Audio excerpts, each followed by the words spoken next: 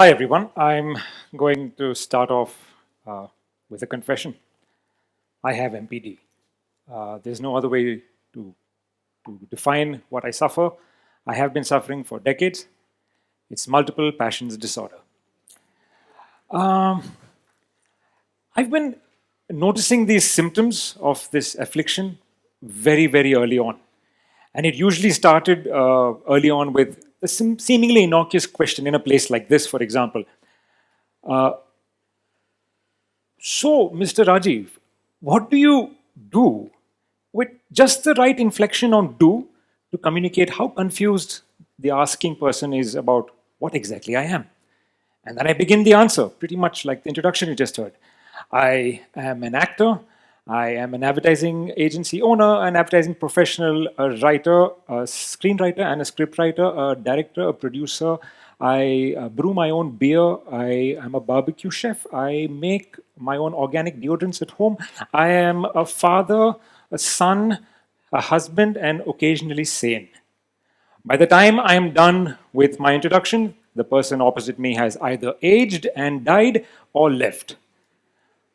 I followed this up with a little more introspection of myself and realized I have several other symptoms I've been experiencing. Creative discontentment is a part of my life. There's simply no way about it. I'm always searching for the best way to do something. I'm always searching for the unique way to do something. And in a creative field, originality, in a world where everybody is a poet, is a photographer, is a filmmaker, is a creator, creativity is a massive challenge. So I'm constantly faced with decision making that never ever ends. Time. Time is a fictional concept in my life. There is either too little of it, or sometimes the days just never end. They blend into nights, nights blend into nights. I deal with people from so many different spheres who all have their own agendas and their own timelines to meet. So the only common thread among all of that is me and my very limited energy and my 30 days and my 24 hours a day.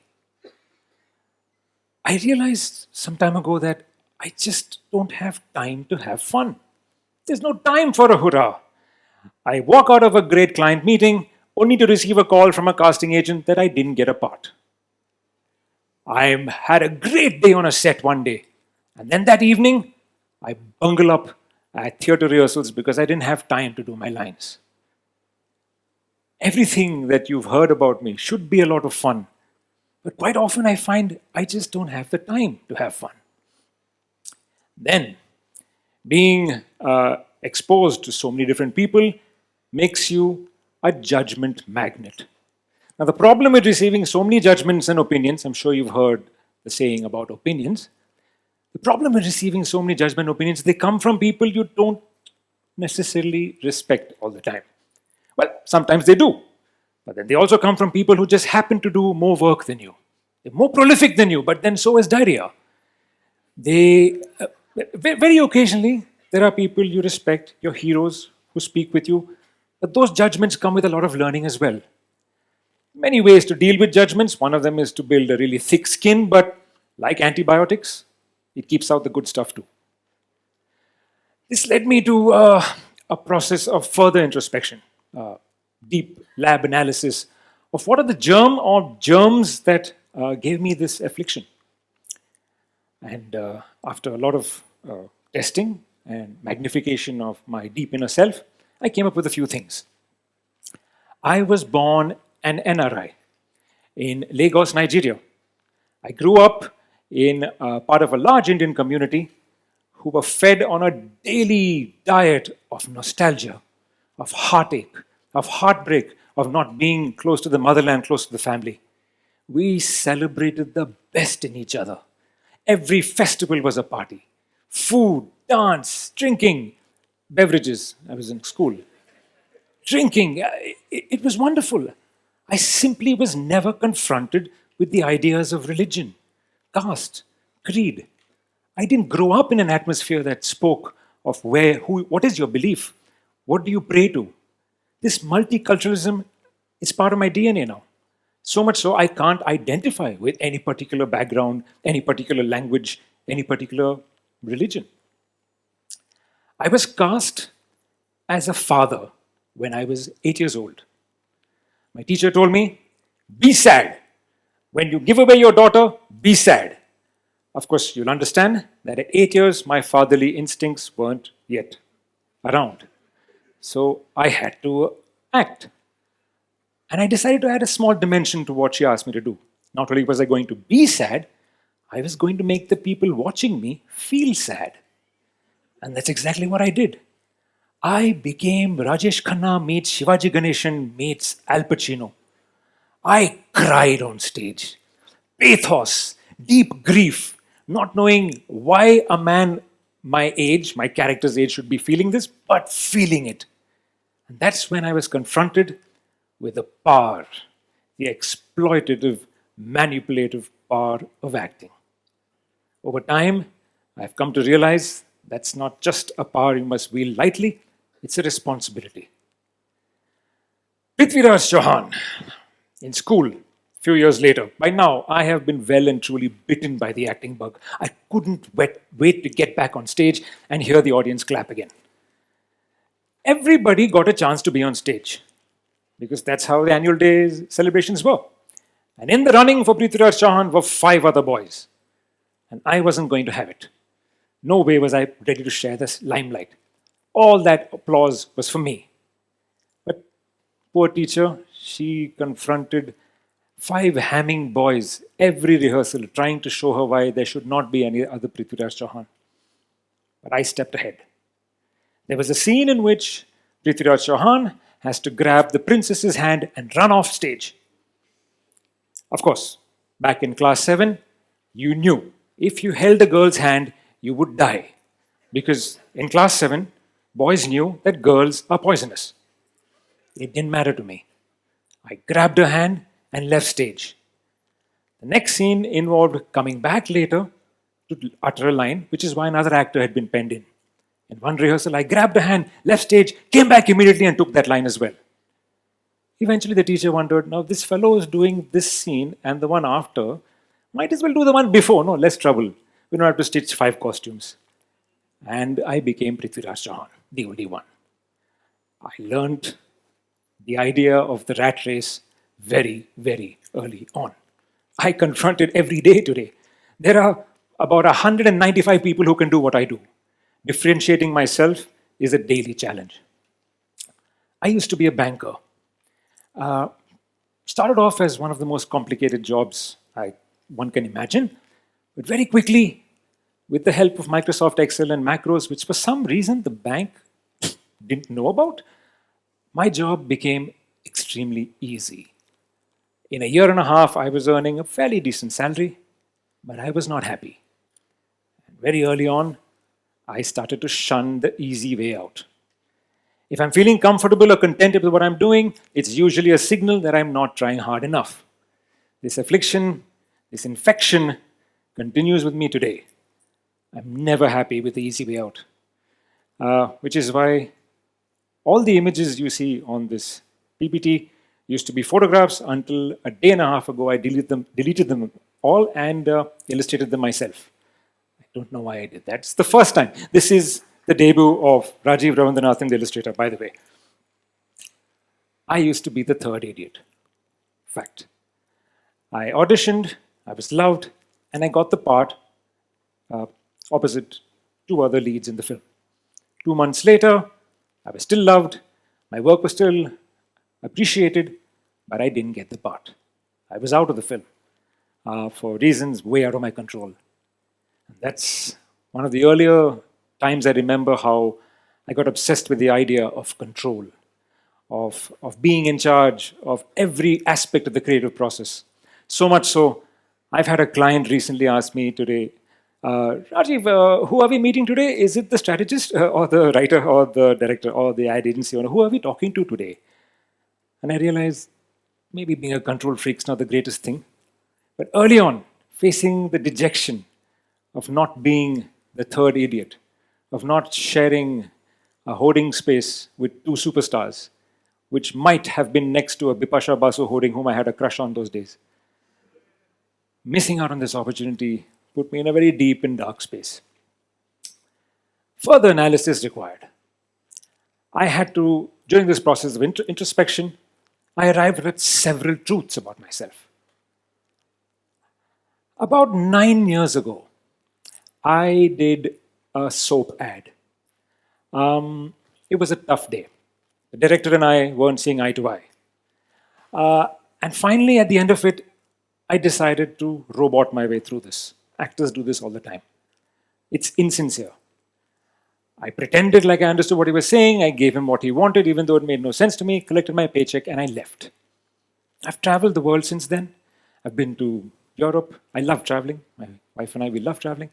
I was in Zurich, outside Zurich, on the top of Mount Titlis, in the middle of nowhere, just snow and mist. And I feel this tapping on my shoulder. And I turn around and there's a smiling Indian tourist saying, "Sir, you're from that soap ad, no?" And I reluctantly admitted, "Yes, that's me. But have you seen Three Idiots?" "No, no, no." "Have you watched English Vinglish?" "No, no, no, no." "That soap ad, very good."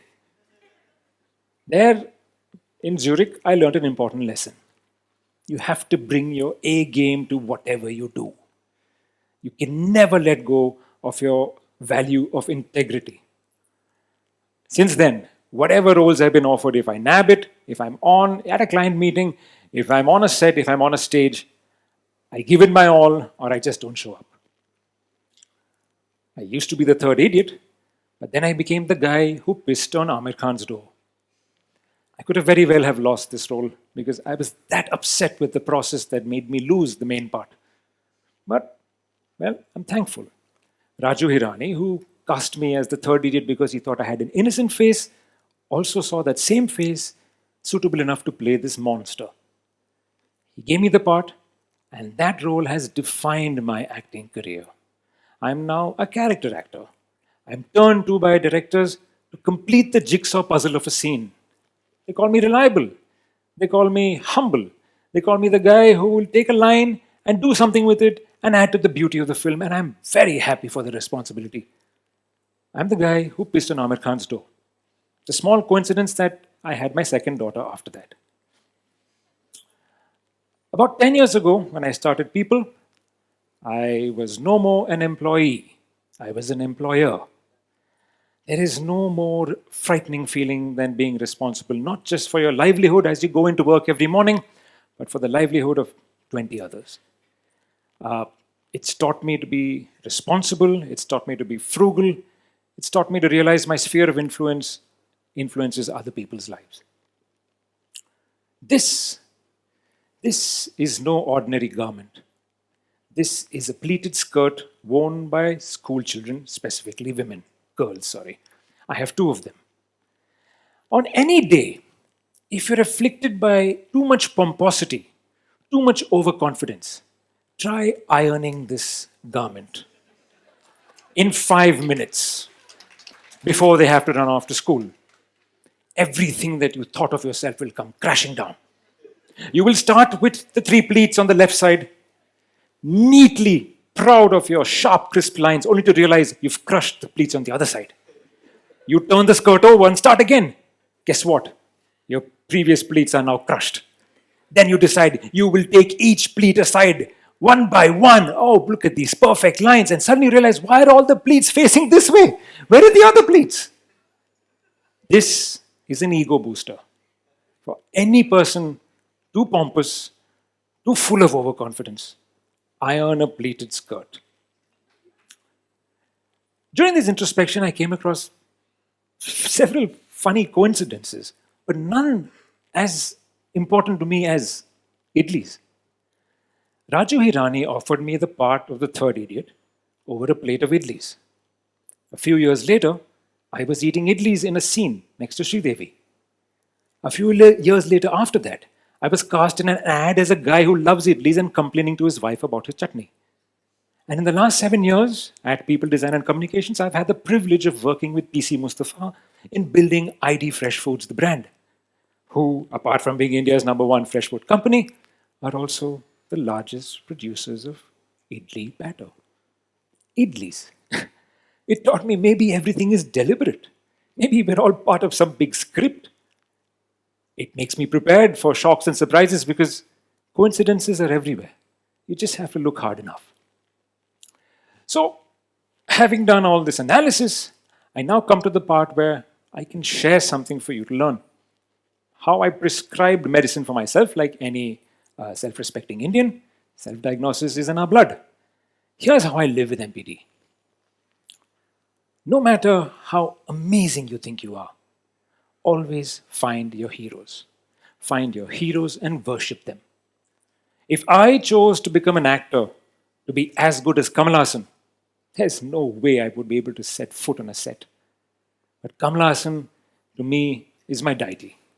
He's someone I turn to, I watch his work, he inspires me, and he reminds me that I've got a long way to go. Heroes help you set your benchmarks impossibly high. Coming back to creative discontentment, this is my spin on it. I thrive on the discontentment of not being as good as my heroes, so I set my benchmarks impossibly high. Because if I can get there halfway, I'd have done a lot. I have a theory about ideas. I think they're all over the place. I think they're flying around, little pieces of energy. So the only way one can catch an idea is to be curious. Ask questions. It sort of makes your mind a fly trap. Always inquisitive, always wanting to know more, always wanting to crack an idea, and the idea will find you. You don't know where one's coming. I received a few today. I receive several every day, but it's only because I'm full of questions and I'm not looking for an answer. I'm just full of questions. Limitations, people tend to look at that word as negative. That's why themes are coined around the word limitless. But I love limitations.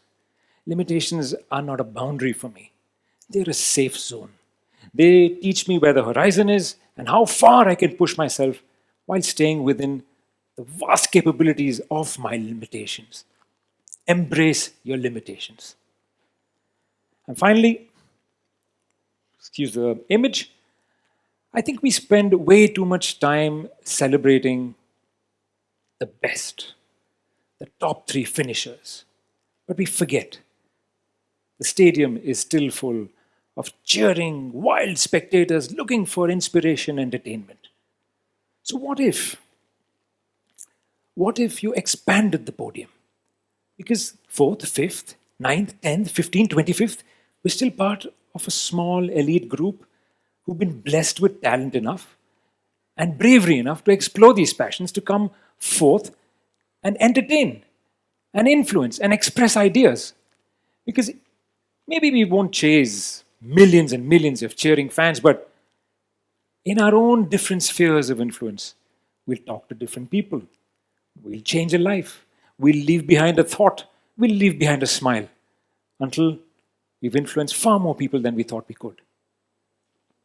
So, what exactly am I driving at? Am I asking you to be a jack of all trades and master of none?